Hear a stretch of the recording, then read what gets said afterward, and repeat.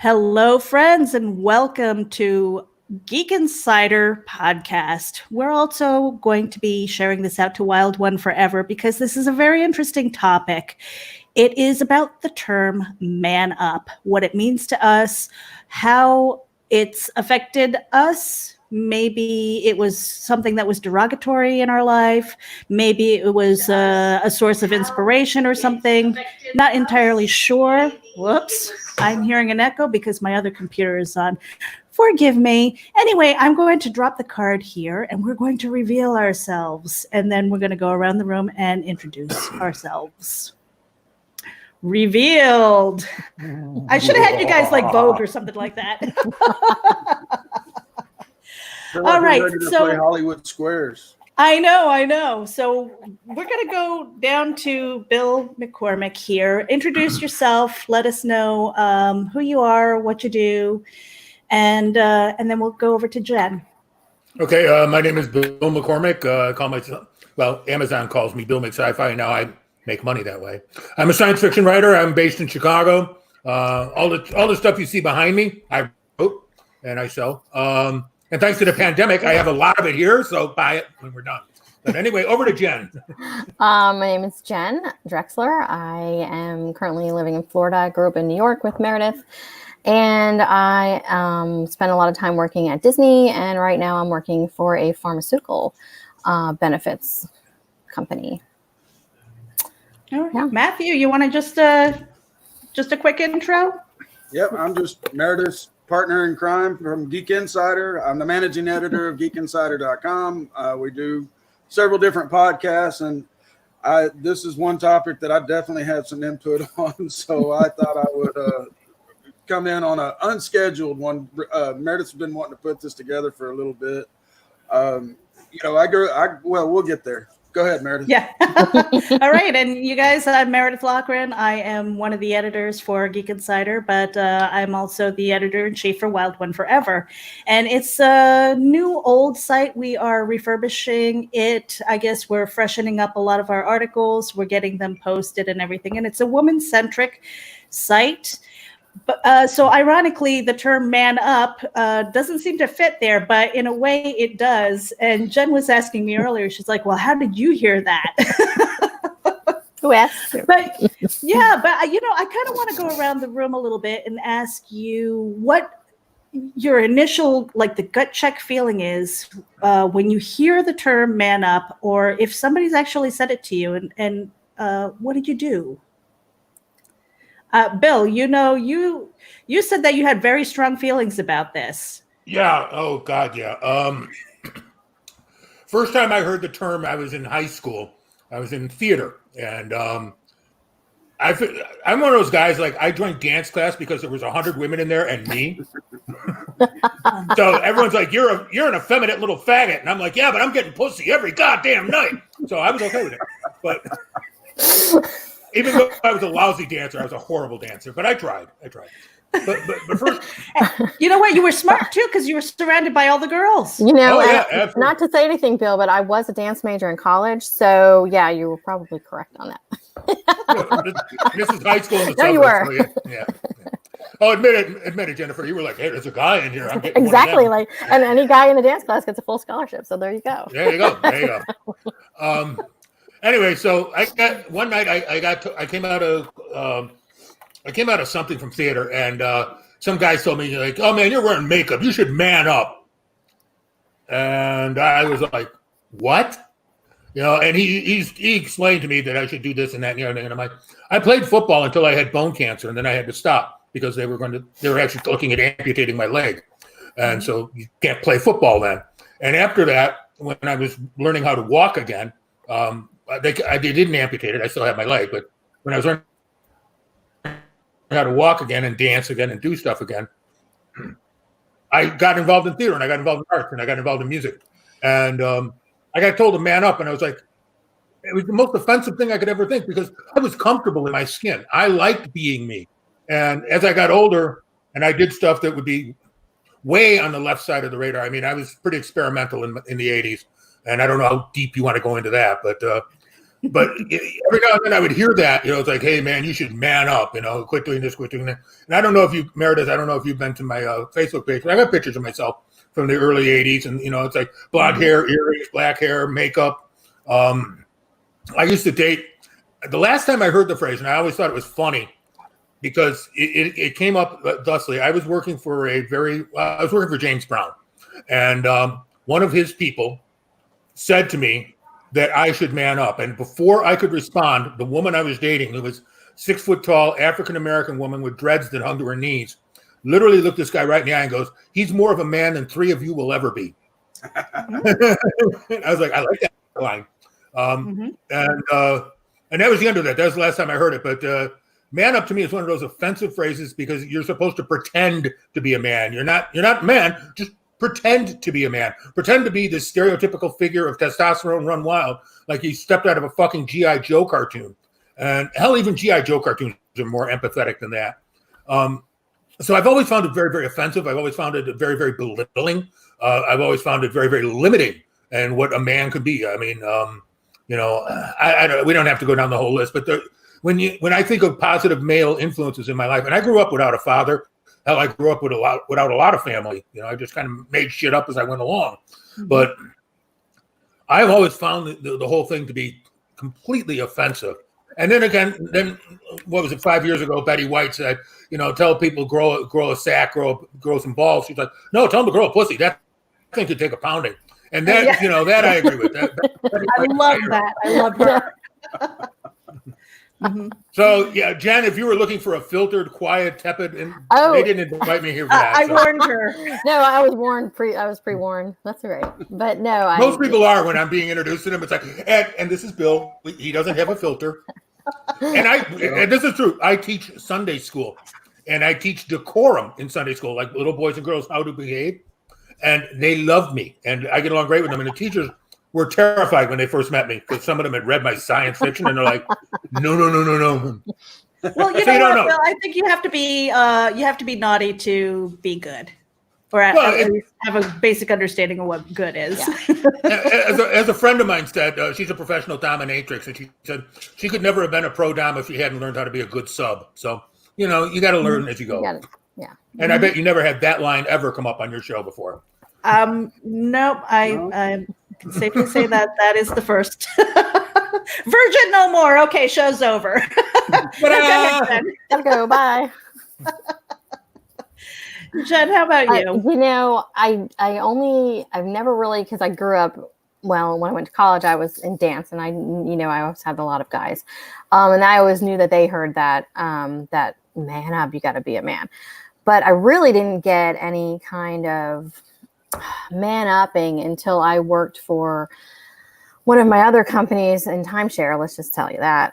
And I was in a male-centric department. I was in project management, and I was basically a project manager, managing all these positions. And they're just, well, you got to man up and take some more on and do this. And I'm just like, hey, you're not paying me, this and that. But it was just like everybody, that IT world that I sat in for 8 years was, pretty much all men in the company, in the area, from my manager to their manager to the manager below me. It was just, it was all male driven, and you have to work this way, and you have to be hard, and you have to do it this way, and don't take no for an answer. And it's, what I'm trying to think of that old saying that you get more with sugar than you do with, honey than you do with flies. Yeah. Can't remember that, but it, for me to be nice to those folks in the business was just like, oh, hey, what do you need? What do you want? What is this supposed to look like once we finish, the whole project? Is it supposed to flow into that scheme? Is it going into your JavaScript? What are your requirements? And then, they were like, no, you need to just go in and tell them, this is what we're doing. This is how it's done. And you just can't do that. And for me, I'm just like, hey, being 4'11" too, it was just kind of like, I'm this short girl in this man-driven environment who was just like, yeah, you got to just be like us. And I'm just thinking, yeah, this is really not for me, and that's kind of why I moved out of the IT world. Going, when you think about it, Bill, I'm like, oh, dance world to IT, where does that come from, right? But that's where I ended up. And now I said, I need out. But in that whole spectrum of manning up. I don't think it has to do a lot with, oh yeah, I'm strong and I'm going to be crass and hard. And I don't know. I prefer a guy who's more comfortable in their skin. And to me, that is more of a man than any, I'm big and strong and I can get all these projects completed. And I'm the boss and I'm the CEO. And yeah, sometimes you don't care about that. Not really what you want when you meet someone, so that's Matthew, how about you? Yeah. As far as man up, any experiences either being told to man up or saying it to somebody? I have never used it myself because I think I came out of the womb and was told it.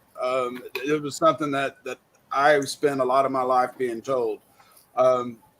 My dad was a son of a bitch until way late in life. And then we became really good friends. But throughout my youth, I was a mama's boy in the early, at childhood, elementary school. And so my dad was always telling me, quit being a pussy, man up. And then I started hanging out with some cousins of mine.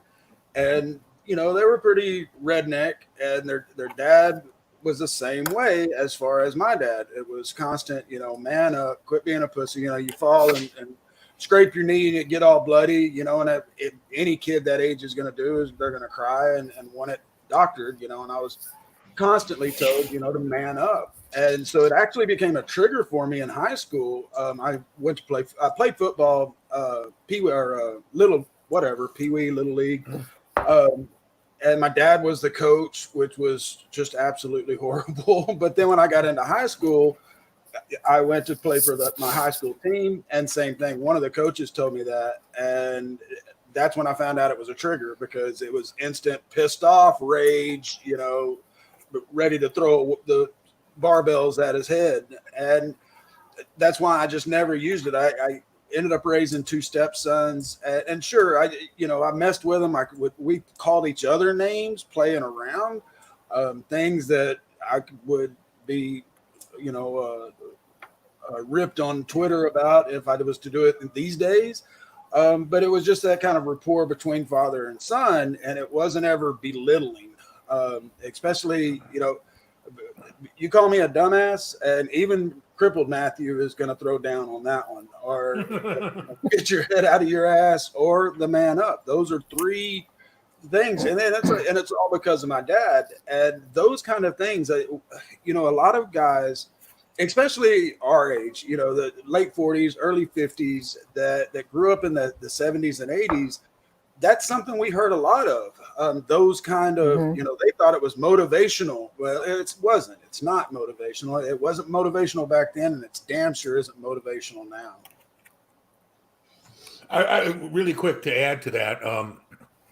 This is a true story. I was 1976. I was 14 years old, coming up on 15. Bicentennial was happening. I was playing basketball at a friend of mine's backyard. He had a little hoop up. And we were playing. And I landed wrong, and my toe bent to my hip, which, if you know where toes and hips go, that's the wrong way. Backwards. So my next door neighbor, the guy who lived next door, he helped me walk it home. My leg was swelling up. It was like 3 times its normal size. And I wasn't a big kid. I mean, I was tall. I'm 6.5 feet tall, so 6'5" and change. But I wasn't big then. I'm heavier now. And my legs all swollen up and everything else. I get home. My mom had just moved in with us after a few years of not bothering to talk to me. And she just moved in, and my leg's swollen up, and it's bent the wrong way, and my foot's facing the wrong direction. And she's like, "Oh, fuck you. Just man up. You'll be fine in a couple hours. Put some ice on it." Finally, my grandmother made her take her to the hospital. So what she did, she took me to Oak Park Hospital. And the doctor there, I'll never forget this, he looked at her, and he's like, "There's no knee there anymore. It's literally gone." They're like, we're going to have to, they're talking amputate. And finally, the doctor's like, "Well, there's this new thing they're doing with DuPont where they put plastic ligament tips and plastic joint tops on and a plastic kneecap. And we can do that. And it'll be, you'll have the staples and stuff. And he'll probably have arthritis, but he'll have a leg." And My mom's like, she's thinking about that. I'm like, what the fuck are you doing to Staples? I want the Staples. I'm 15. I don't have a say in it legally in Illinois. And the doctor's like, you know what? We'll go with the kid. Because at that point, he's like, my mother was nothing but a litany of bad choices in his eyes. And like in a half an hour, he's like, this woman has made no good life choices. We've got to save this kid. So I don't know how we got the paperwork signed, but the next day, 3 days later, I went in for surgery. 2 weeks later, I was able to walk. And two months later, I was cliff diving. So it worked. But I never manned fucking up. So yeah, my father has said that to me a few times, and we were kind of joking around before we started the show because I think he really wanted a son. Mm-hmm. I think maybe it was a cultural thing. Mm-hmm. I don't know, because my mother is Korean, and so having the son was like the heir, the heir apparent, and I don't know if it's just natural inclination, but I've always, done. I've always loved mechanical things. I've loved putting things together. I used to crawl into the car with my dad and stuff like that. And if I cried or, if I was hurt as a kid, I'd hear my father say, man up. And my brother being the third child and the only boy, it was so terrible for him. I mean, not only did he have three sisters who were beating up on him, but he had the responsibility of carrying on the family name and all of this pressure and stuff like that no kids should really have. And my parents were really, really rough on him too. And I don't want to tell his story, that's his story to tell, but it was just I heard it often enough. And to me, I don't know that I felt offended by it necessarily. It was just, but I was very confused. I was like, what the hell does that even mean to man up? Because, speaking to what Jen was saying before, when you're in a field that has predominantly a male presence, and they want you to man up and they want you to be more aggressive and, more whatever, and it's like, I don't know about you, Jen. I work my ass off, and I can be aggressive. I mean, yes. I'm from New York, I used to tell people I'll unzip my face and come out, I'm, moved to Florida and everything slows down.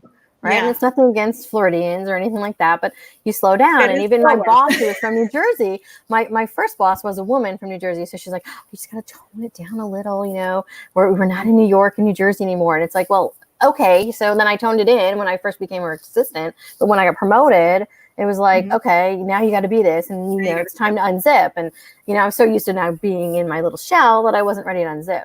Now you give me to something like the cable people who want to charge me extra or something, I'll unzip, I'll go crazy. Ask my husband, he'll tell you, if you want someone to yell and scream on the phone and get their way, that would be me. But, when I was younger, it sounds like you were very close with your dad. And I was very close with my dad. I had two older sisters, so I have no brothers. I had one male cousin who we'd see everybody every Sunday, after church at grandma's. Everybody had dinner and he was the only one. And, I was close with my dad, but he never really said man up. And I think that, listening to you and hearing that, if I had probably heard that, I probably would have been like, oh yeah, that could be a guy.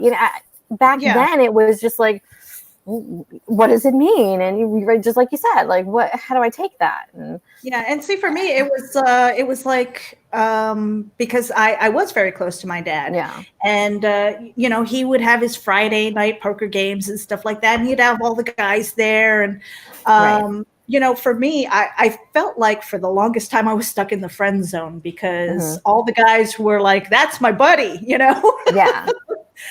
So in a way, it wasn't so derogatory for me. But again, when we're expected to, when we as women are told to man up and stuff, to be aggressive, to go after them and blah, blah, blah, and get your testosterone on and stuff like that, then we're also seen as the bitch.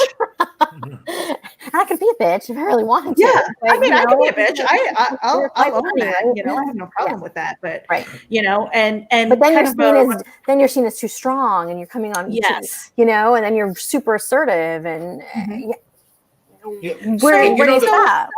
Somebody here. Yeah, go ahead, Bill.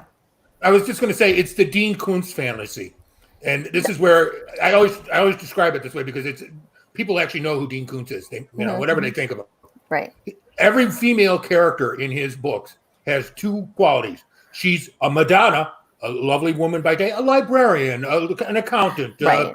An IT executive who works for Disney, whatever. She's a lovely, sweet woman, right? By night, this bitch is taking it up the ass and screaming, "Damn me!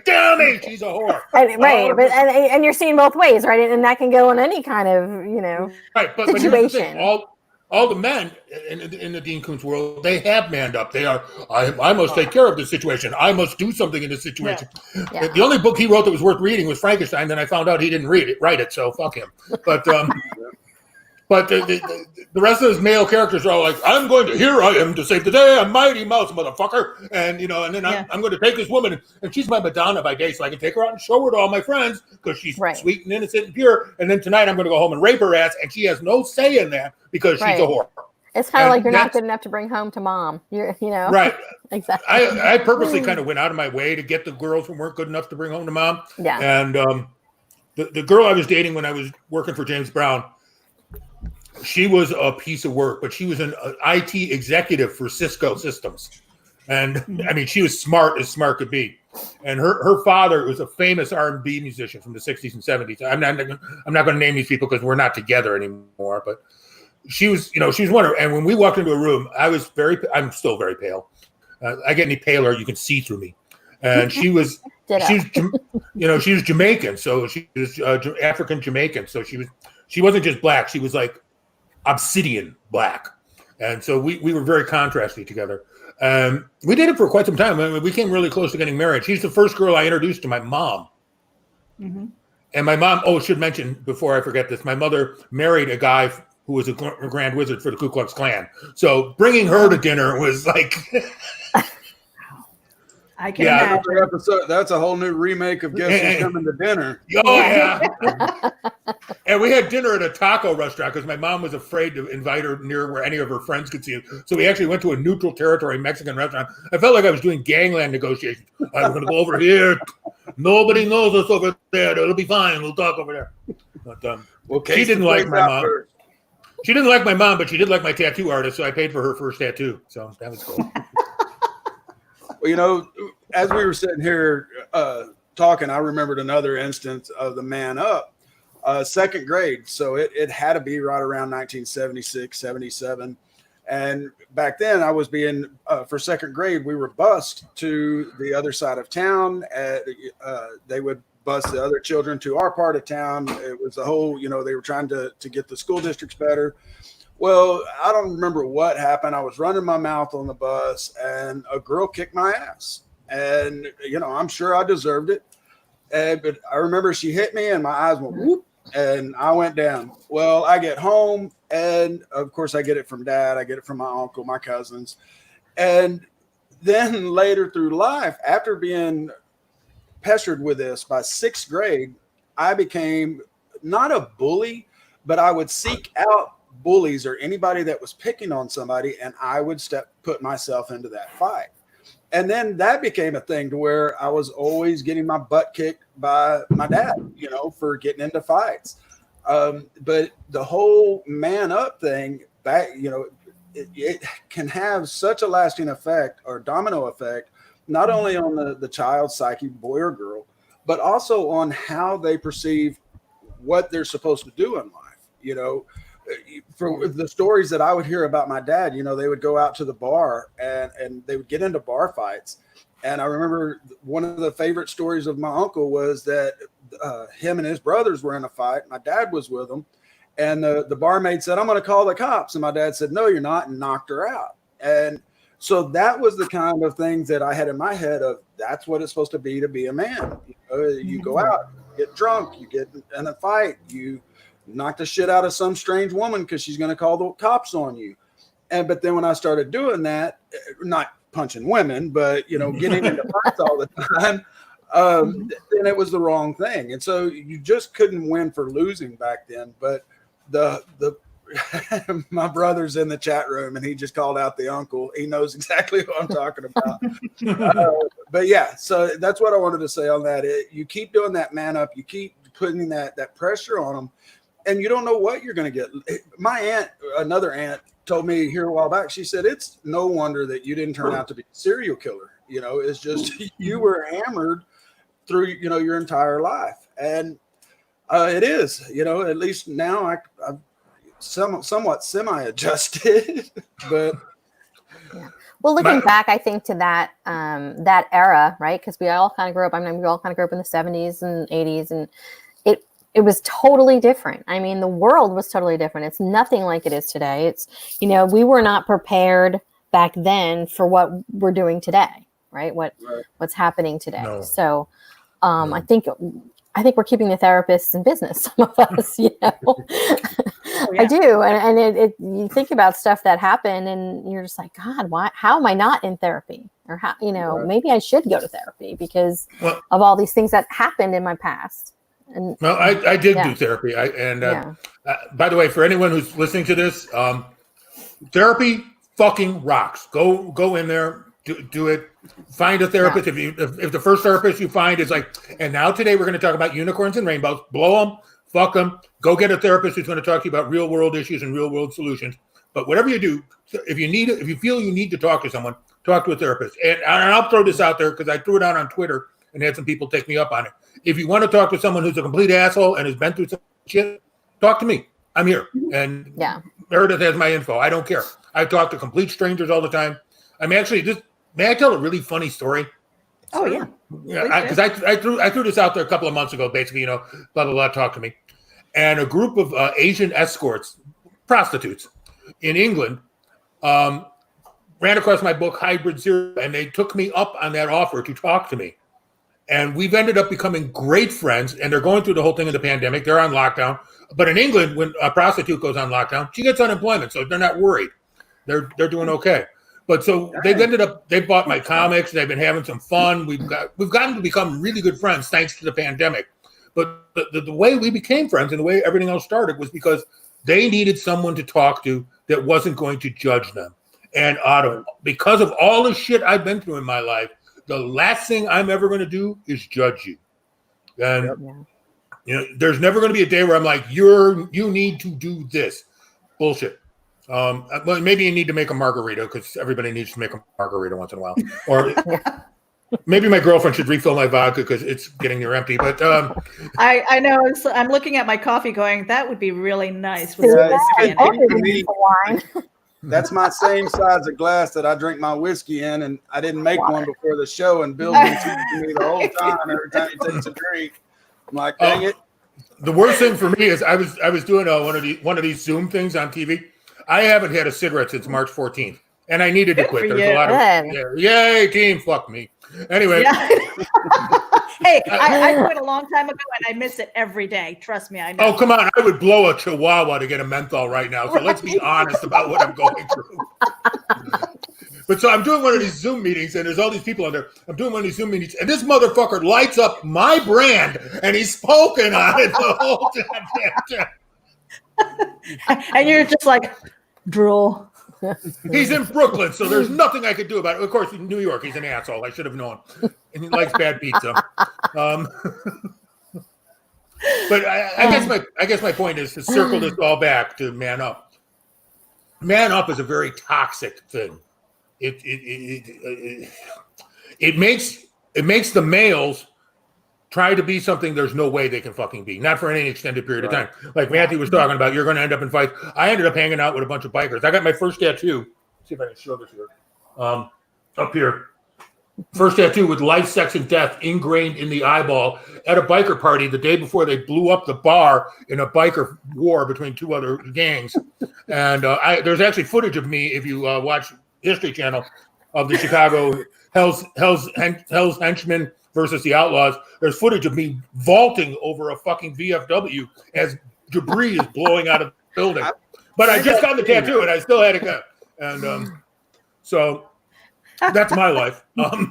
Yeah, I think that's movie worthy. Yeah. No wonder you don't judge anybody, Bill. No, I'm exactly the same way. I've been a son of a bitch. I've been a halfway decent guy. I've done just about everything there is to do under the sun. And so I'm the same way. I don't care what your story is. There's no way in hell I'm going to judge, because of just what I've been through and what I've put other people through, the way, people that I've hurt in time. But what I try to do is learn from my mistakes. And that's all any of us can do. And learning from our parents' mistakes, sure, I made enough of my own mistakes with my kids. I didn't need to repeat my parents' mistakes. But this is something, you would think this kind of term, this phrasing and stuff wouldn't even be around these days, because, you have the different non-binary sex, you have the transsexuals, and it can be offensive. I mean, hell, there's times I don't know how to address someone because they don't identify as the sex that they look like. And I trip up over that still, because I don't want to, for lack of a better word, offend them. But I also, to me, it's a respect thing. If that's the way that they're wanting to live, then so be it. And a man up kind of topic or a statement to someone in that vulnerable of a situation could be devastating. Just like, right. Bill and I were saying, it just for a woman these days being told to man up, it has all kinds of terrible connotations. Men, same thing. You're supposed to be this, act like Bill said, act like a man, because you're not one. But then when you have, people that are borderline coming out of the closet, or they're transitioning or considering transitioning, and you say something like that to them, they are going to be one of the ones that needs therapy, or really should seek therapy, because they need someone that isn't judgmental, that's going to listen to them. I will offer a piece of advice, and I actually mentor a couple of trans kids, African-American trans kids, so they've got all of life's joys in front of them. And I work with them as best I can. But I'll tell you the same thing I tell them. I said, if I can learn to call Gordon Sumter fucking Sting, then I can learn to call them however they want to be called. And it's that simple to me, and we talk about stuff that's wildly uncomfortable. Like where Matthew was saying about misgendering someone. I do it. I work with them and I do it. I don't mean to. Right. I'm not purposely saying the wrong thing, right. But it happens. The thing of it is when it happens, and you get corrected, then remember that. Don't keep going back to the misgendering. Don't keep going back to the offensive thing. It can happen once. All right, you're, shit, especially when they're early in transition. Right. When it comes to transsexuals, or I've got a friend who's she's actually intersex. I have an intersex friend too. And she and I do cons and everything together, and it's like the first time I saw her, I almost said he, and then I stopped because she was wearing a frilly dress, a pinafore, and she was carrying a staff, and I was like, probably not he. So I just went with Dave for a few seconds until she told me, basically she identified as she, and I went, okay, cool, she, and then we moved on. Somehow I managed not to train wreck that situation. I'm really excited because now into our relationship, she and I are deep, dear, wonderful friends. We get along. It's great. I love her dearly. And you should have her on one of these shows because her point of view and her life experiences makes me look like Play-Doh. I'm nothing. I'm clay. She's been through some shit. And I'll send Meredith. I'll send you her info when we get off this. Yeah, please. Yeah, definitely. Yeah, But it's not hard. It takes a few seconds out of your day. Meredith wants to be called Meredith. Okay, I'm going to call her Meredith. Do I call her Mare? No. Do I call her Yo Log Bitch? No. I say Meredith. That's it. It's that simple. Matthew? Yeah. He's Matthew. Do I go Yo M Dog? No, because he's not Yo M Dog. He's Matthew. And he might blah, be. Blah, blah. And they used to say that too. It's like, become your brand, and don't let anybody call you what you don't. Is it Jen? Is it Jenny? Is it Jennifer? Well, it's definitely not Jenny. You're right. But become your brand. Bill has that in spades. I don't have a sign, damn it. I don't have anything that says my name on it. Because Matthew and I did a thing together at the last GeekCon and about how I became Bill McSci-Fi and the whole Amazon story. And it's funny and blah, blah, blah. And I'll share it later. But so I literally had the website, the Bill McSci-Fi, Facebook, Pinterest, Twitter, everything all of it, I had it like within 7 days. I locked up that name because Amazon had made a mistake on my account. And I'm like, I'm stealing that. Screw Jeff Bezos and his billions. Let him sue me to try and take it back. I want to see how that goes in court. So I became Bill McSci-Fi, which is cool because there's a million Bill McCormicks, but there's only one Bill McSci-Fi. There you go. And that's how I identify. I identify as Bill McSci-Fi. You can call me that now. It's cool. Yeah, it's funny because when I address people, whether they're male or female, I always say, "Hey guys," I don't mean to offend or anything. It's just something that I've something we grew up with. Said. It's something that it's been in our culture and our language. By that, it's almost like for me, it's almost like, okay, I get it, but it's coming from a place of like I'm greeting the general. Majority of people. Hey, you guys! I mean, we grew up with a freaking electric company. That's right. Things like that. So I think there has to be some consideration both ways. I got news for you, Meredith. If I'm being a total asshole, if somebody actually says, "Hey, I identify as him, her," whatever the case might be, and I continue to call them the opposite, then yes, that's offensive. So I don't know. Again, I've never really been politically correct. I don't know the rules because they keep freaking changing. So I don't know. What do you guys have to say to somebody like me who's kind of, I'm stuck in my ways. I really am. And I don't have a lot of people in my life. Actually, I have nobody like directly in my life that is transitioning or anything. My husband did wear a kilt. That's about as close to a dress, and he's the one who always says that my balls clank. So, so there's that. And I don't mean to make light or anything like that, but, because it is a serious topic, but at the same time, again, with a little bit of leniency and some understanding, and I'm willing to learn, but I don't want my head bitten off because I said the wrong thing either. I can actually answer this because it comes up in my sessions with the kids, and I've had more than two. Let's put it that way. Young people transitioning from male to female, going through the whole thing. If you said, "Hey, you guys, how you doing?" they wouldn't give a shit. If you said, "Hey, you a guy," then they might get frustrated, especially because some of them got tits bigger than yours.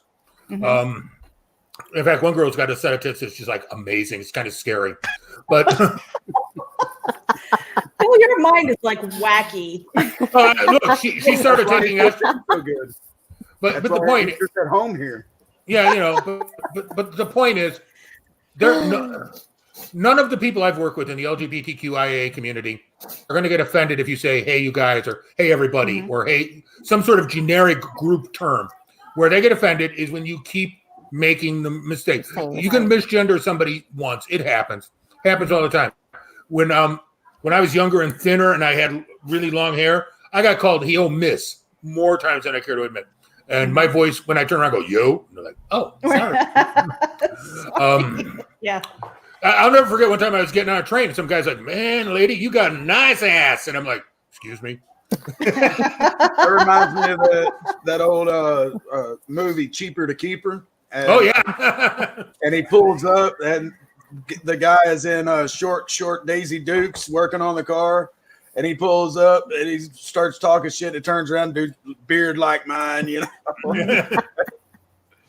I did that once. I think I was in middle school and we were walking through the Newburgh Mall and there was the guy with really long blonde hair. I mean, beautiful hair. I mean, I saw the hair and I saw the freaking legs and I was like, damn, I wouldn't mind legs and an ass like that, and turn around and he had the beard. And I was just like, oh, well, shit, I still wouldn't mind the ass and the legs like that, But you do without the beard. Right. Do without right. the beard. Well, and back then it was something that we never really, was never really that open, not open, but it was never really that well known, No, I mean, what do we have?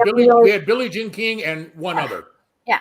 So it was something that nobody knew about, and so it was taboo, and it's not taboo anymore, and it's it's part of mainstream. That's it. It's everybody's. Look, I teach Sunday school, and one of the things I teach kids, and if I'm wrong, I'll find out when I die. But one of the things I teach kids is that God made us all, and God doesn't make mistakes. Right. So that you know, if you're transgender, then your physical body is a shell. It's the person inside you, the thing that's inside you that you're meant to be. And if you can concentrate on that and focus on that, then you can be who and what you're supposed to be. And I say that all the time. I believe that. I believe that in my soul. And I find myself amused that Alice Cooper, who's a hardcore evangelical Christian, agrees with me.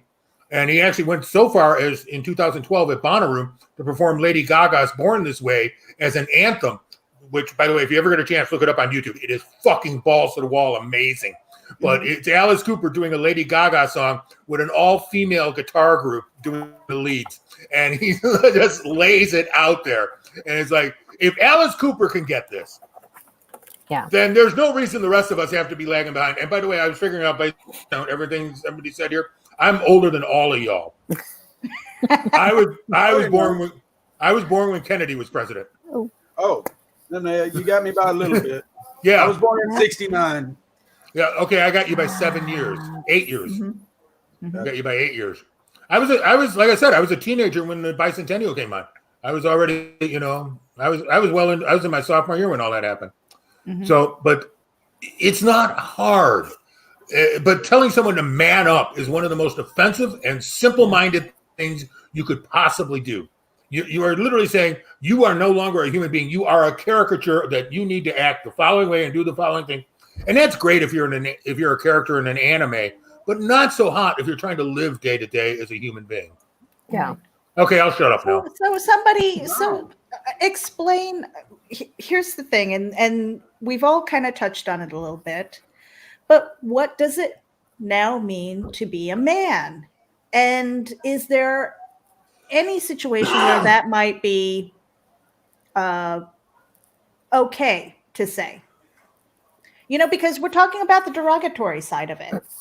So is there any positive thing? You know, because again, man up. I raised 3 boys, and I have a stepson. So there's just boys in my life. And I've never actually said the term man up to them. I've never done that. I think maybe their father has, you know, my ex, because he's just kind of like, and I'm going to say it, he was like the manly man, you know, which is derogatory. And it was just like this persona, this caricature of some freaking, I don't know, gangster movie that he saw, you know, whatever the case might be. I've never personally said that to my boys, because my definition of man is not so, it's not this aggressive person. It's, you know, I mean, we all have those traits. I mean, some of those traits are just, it's in your DNA, you know? Yeah. I mean, and for me, again, when my father said it to me, it was just kind of like, you know, again, stuck in the friend zone. I was always like the buddy. I was always comfortable with the guys, not for dating, but for hanging out, and we could tell fart jokes and stuff like that, you know? And I never questioned whether or not I was a woman or not. It was just that, you know, when I was younger, it felt like I couldn't buy a date because I was perpetually stuck in the man, you know, friend zone. So what does it mean then to be a man? I mean, how do we define that? I don't. I don't think you can. I think it's everybody has their own definition of it, but it's really not a defined. Look, all right. On the one hand, manly man stuff. I'm a big hairy guy. I've been shot. I've been stabbed. I've done all the manly things. Like if I'm putting up my man card, I've got it. I've got all the stuff. Well, yeah, you've got the beard, you've got the tattoos, you've got the muscle, you've got the height, and you've been through all of this stuff. So you know, and I've had sex with a manly man. And I've had sex with a couple of supermodels. So yeah, I nailed this shit. None of that matters. Absolutely none of that matters. And it took me a while to learn that. It took me a while to get over that. And maybe the last 20 years of my life, 30 years of my life, it really 25 maybe of my life that I've really gotten over that. And I've learned that it isn't so much to be a man or to be a woman. No more would I would no more tell Jennifer to show me her tits than I would ask Matthew. For the same reason. It's disrespectful. Right. What matters to me is, can I be the best human I can be? Just like I tell the kids, it's not the dingleberries you're hanging. It's not what's growing outside of you. It's the person inside. It's the person you are. And that's what we need to get across to people. We don't need to be the best man. We've got a bully in the White House, and I'm sorry that's political, but we've got a bully. And I live by the motto that all bullies are cowards at heart. And I'm not being disproved recently. But because they've been told their whole life to man up, they've been told how to be a man, and they're not a man because they're not a human. They're just there. Mm-hmm. And I feel sorry for people like that, but I feel sorry for the hundreds of thousands who died because of that mentality, and the millions who have died worldwide because of that mentality. And being a man to me is just being a person, being capable of some basic empathy. And you can't, I've been through a ton of shit, and I have no problem bragging about it when you throw some more booze at me. But it's not, it's not a matter of that defining me. Because to me, the thing that bothers me, like we're going through this whole pandemic right now. I don't know when this is going to go live, but when this whole pandemic is going on, I teach Sunday school, and the thing that kills me the most is that I cannot be with those kids. We do some stuff on Zoom, yay, but I can't be with the kids. We can't talk. We can't do that. That's empathy. That's life. That's helping people who need help. And even if they reach out to me and they're like, it's stupid stuff. I ended up giving them a chili recipe that I'd made for a cookout because they didn't have that recipe at home. They didn't know how to make it, and I wasn't there to show them how to make it. And they felt bad because their parents had to read the recipe and figure it out and call me and go, "You did what?"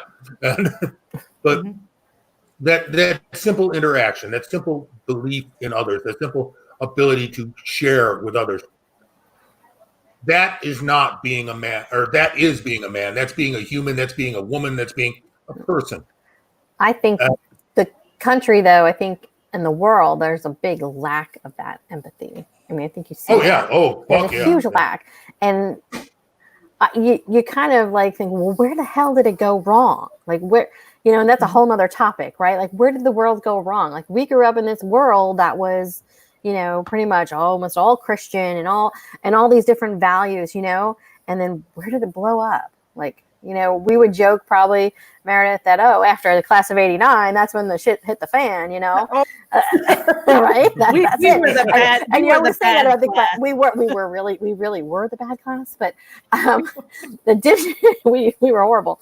But, where did it go wrong? Did it go wrong in the 90s kids? Did it go wrong with the 2000 kids? Like where, so I think in the world, we all have that empathy. I think there's a whole bunch of us in our age groups that have that, but growing up now, it's like the kids don't care about, they're not taught to care. Somebody falls, people laugh and take a picture of it, or a video. So it's not, they don't teach that in a lot of, even the schools. I mean, we never really were taught that in the school. It was just kind of like, you got that from the teachers and your parents. Yeah, but we didn't have everything online, right? If we made a mistake, if we made a mistake, it wasn't all over the internet, right? And perpetually logged somewhere in, the interwebs. So I don't know. For us, we weren't plugged in until much later on in our life, and by then we were able to form our own opinions and things. And a lot of times I think these days people mistake opinion for fact. And a lot of times their opinion is so strong that they think it's fact and they'll shut you down. And it's like, wait, and I think when we don't take the time to just shut our mouth and listen and hear the other side, this was something that I mentioned to my son, my middle one. Oh my gosh, he was a nightmare. He was like the kid that I hated to love because he was just such a fucking nightmare. And I love him. He's turned out to be such a great young man. And, he's got a wife. I've got a grandbaby on the way, and he's just, he's very caring and he's very empathetic. And it's just all those things that I wished for him to grow up and just be a responsible human being. And he's doing that. But he was a nightmare. And I did a Matthew because I forgot where I was going with this, but I'm not the only one. Yeah, and Every I'm show. sober, guys. Oh my gosh! But it was one of those things where he became a responsible human being, and it was rough for him. I want to say because being the boy and everything, and he was much more aggressive. He was the kid that I if you said one thing, he would say it was the other, and it was just a spiteful thing. And he would. This was where I was going with this. You could see his mind turning. So when you were trying to present an argument to him, you could see his mind spinning. So he wasn't really listening. It was almost like he was trying to think about the next thing he wanted to say. And so it was never really an argument or a debate that moved the conversation forward. It was just, I was trying to say something and he was just talking at me. Well, and so nothing was sinking in. Yeah. Eventually he quieted down, where he learned to stop and listen before he came up with a response. But sometimes you see people like that who they're so busy thinking about their comeback. Right. They're not even paying attention to what they're not even paying attention to what the conversation is. But see, something else, you brought it up with the internet and everything, and I actually went and looked up a quote really quick. The false notion that democracy means that my ignorance is as good as your knowledge. That's Isaac Asimov from 1958. And that was then. But now we're more aware of this dichotomy. We're more aware of this people who think, that 5G networks cause cancer or whatever. Some bullshit. But the thing of it is that it used to be my buddy Zay Smith, who recently passed away thanks to COVID. But he's a writer. He won a Pulitzer Prize. You can look him up. He's a human being, or he was. But he wrote a thing, and he always used to say that what used to be the opinion of the loud guy at the end of the bar is now the dominant voice, because everyone has a voice on the internet, and all the voices are equal, even though they're not really.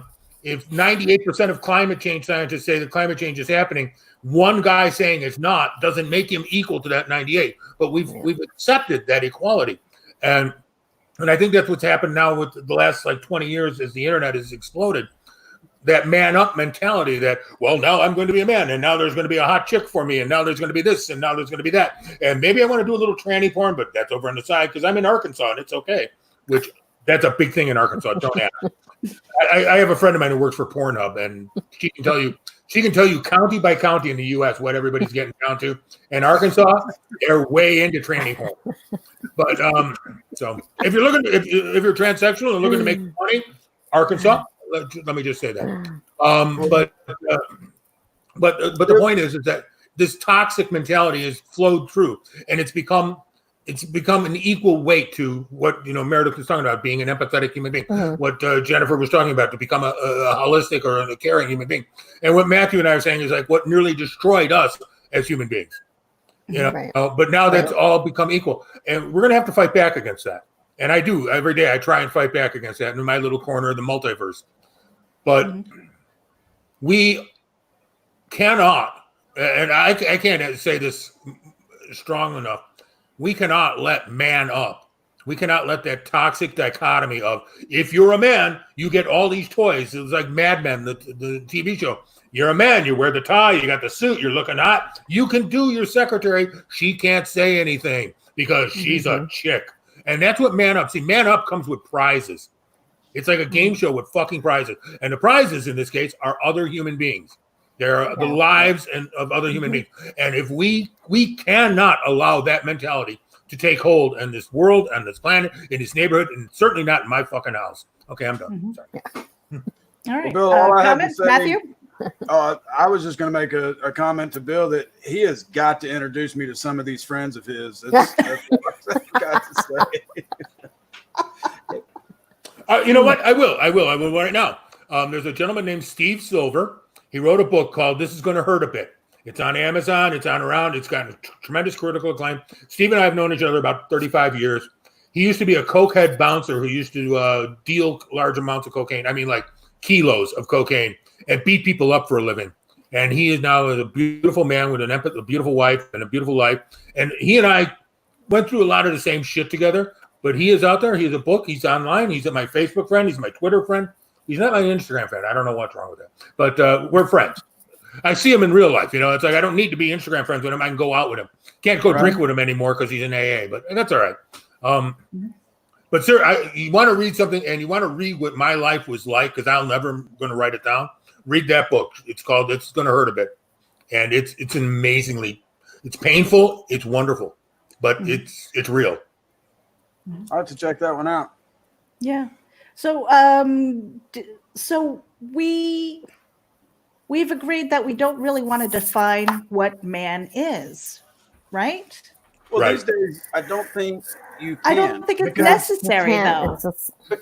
Because you take 5 people, male and female, and put them in a group, and I don't care if they're, were born male or female. You just take 5 individuals, put them in a room, and there's women that are going to be more of a quote unquote man, or father, or dad, or husband, than many guys that have 2 nuts and a swinging dick. Or it's just. You can't define that. Now, if you want to get into, what's the difference between a dad and a father, that's a whole different ball game. But defining a man, you can't even say, well, it's someone who goes to work and takes care of the family, because that dynamic has completely changed. There's plenty of women that bring home the bacon and fry it up, and and serve it and then eat it and feed the kids too. So you can't define it anymore. It should have been something that just kind of gone to the wayside long before now. Just like racism, who the hell would think that we would be where we were in the 50s, here 70 years later.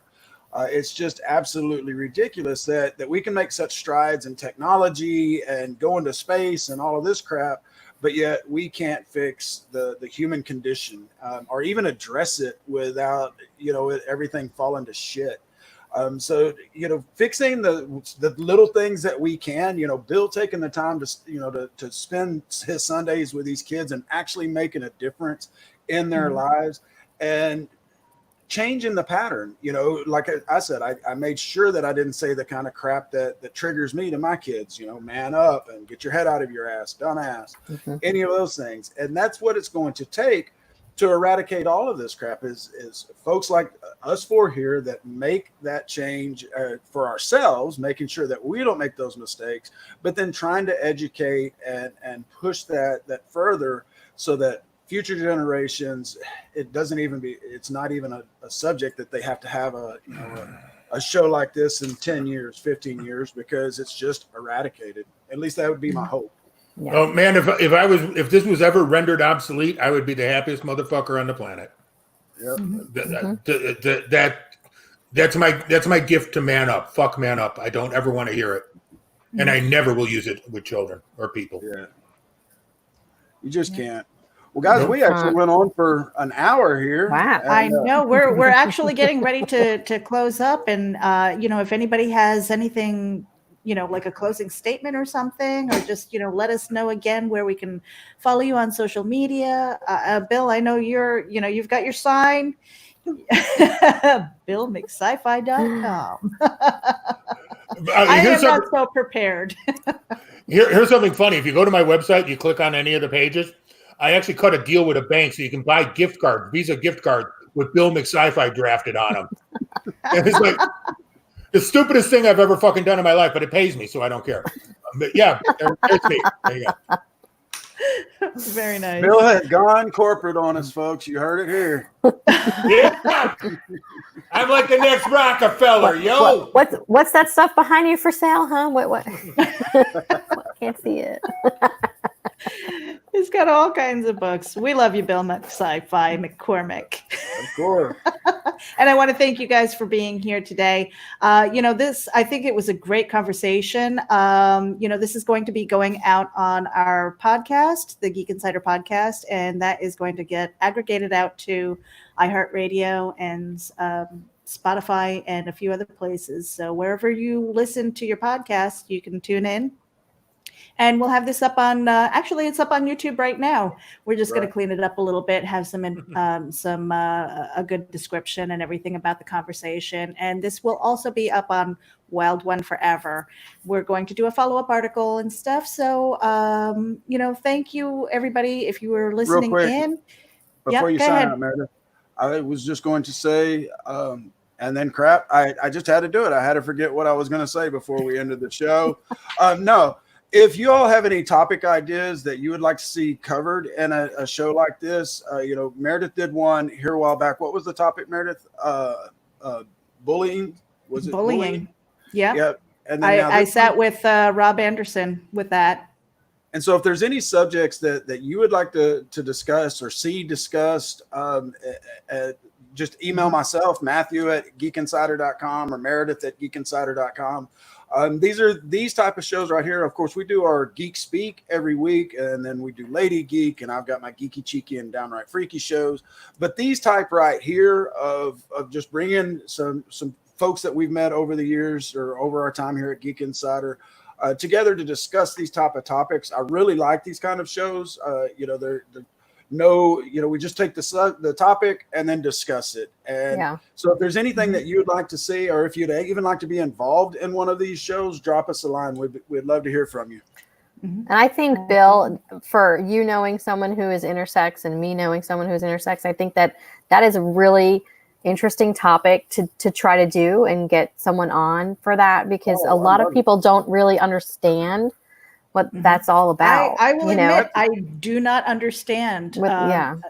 I don't understand pronouns. I don't understand. And it's not like I'm being difficult or anything like that, but I do want to learn. Right. But to what Bill was saying earlier, if we kind of refer to ourselves as human, human, yeah. I identify as Meredith or Mare or Geek or you. Right. It doesn't really matter as long as you're not offending me, or abusing me in any way. I really don't care. I really don't care because I am comfortable in my own skin, and I think that's important. And I think because I am comfortable in my own skin, I can be quiet and I can listen. Yeah, and keep in mind that these are people who are not comfortable in their own skin. That's why they're transitioning. So think of it as like I don't know if you've ever burned yourself, but where every day that section of skin is raw and it hurts and it's their whole life is like that. Yeah. And I've learned that from the young ladies I've dealt with, but I kind of had figured that out before, so I didn't really screw that up. But it's like an open wound that they're trying to cauterize. They're trying to heal. They're trying to become this other thing. It isn't. Somebody said it's like they're like a butterfly. They were a caterpillar, and then they chrysalis, and they become out of butterfly. And that's beautiful, and I like the analogy, but it's not true. They're going through some real pain. And I'll send you the information. Yeah, I think that would be interesting for a lot of people to hear. To hear that, because a lot of people don't know. They know, okay, well, they're transitioning, or he's a she now. But I think in this day and age, I think that is important. I like that topic idea a lot. And I think that's something we should plan on, Meredith. Absolutely. And I want to thank you guys for being here. Bill McCormick, Jennifer Pedalino. I know, that's fine. I like it. I like it too. That's all in Drexler, only by association. I'm German. Right. I'm Italian. Come on. She's my high school friend. I could call her Jen. JD, whatever. So I'm going to end the broadcast now. I want to thank you all for tuning in. If you're watching on the replay, make sure that you hit the like button, share it out to your friends. And on that note, you guys have a great night until we talk to you again. Thank you. Thanks. Bye, everyone. Bye-bye.